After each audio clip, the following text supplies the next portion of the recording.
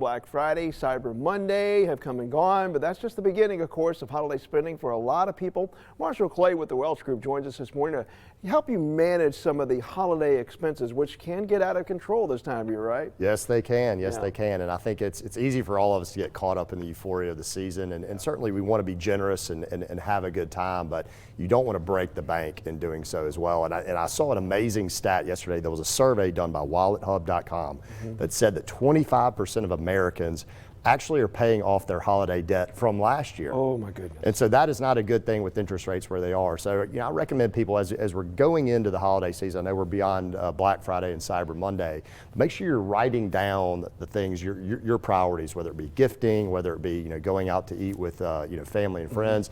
Prioritize what you want to spend your money on, and then periodically as we go through the season, make sure that you're reviewing those expenses to make sure that you're on track. And there's some great apps. You can use your credit card, but there's some great spending apps like Mint.com that I recommend folks use to sort of manage this dynamic and make sure that they're spending staying on track. Yeah, because I think that's where people run into problems. I've done it in the past where you're really not keeping track and you don't have a budget and it's really out of the goodness of your heart. Oh, I want to get that for that person. That'll make them happy. Yeah. And that's where you run into trouble. Exactly. And I kind of use this in jest, but Santa doesn't cover for all the expenses of the holiday season. There's always these things that sneak up on us, and I think the things that really do, I think people can oftentimes account for the gifting and things like that, but it's the Christmas trees, it's the family dinners, it's the parties, it's all those additional things that I think sneak up on people in that December statement that they don't account for. So make sure you're accounting for all of those things as well. And then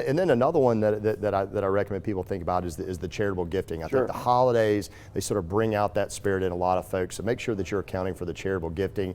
There's a lot of ways that you can accomplish that via just straight cash gifts. If you're fortunate enough to have appreciated stock positions, you can give appreciated stock to charities. And then if you're over 70 and a half, you can give qualified charitable distributions from individual retirement accounts. Now, you definitely want to get with your financial advisor, your tax accountant before implementing any of these strategies, but there's several ways to give monetarily. And if you can't give monetarily, just give your time. There are a lot of nonprofits, a lot of charities out there that can really use just your sweat and your hard work during the holidays. And that would give us all a better perspective on what the Christmas season is really all about. Absolutely, so, yeah. Absolutely. It's all about giving. Some good advice from Marshall Clay with the Welch Group. Mickey, if you heard that, definitely budget for that fruitcake you're going to buy me. I appreciate it. Marshall, thank you. You're welcome. All right, quiet the crunch. That's what we're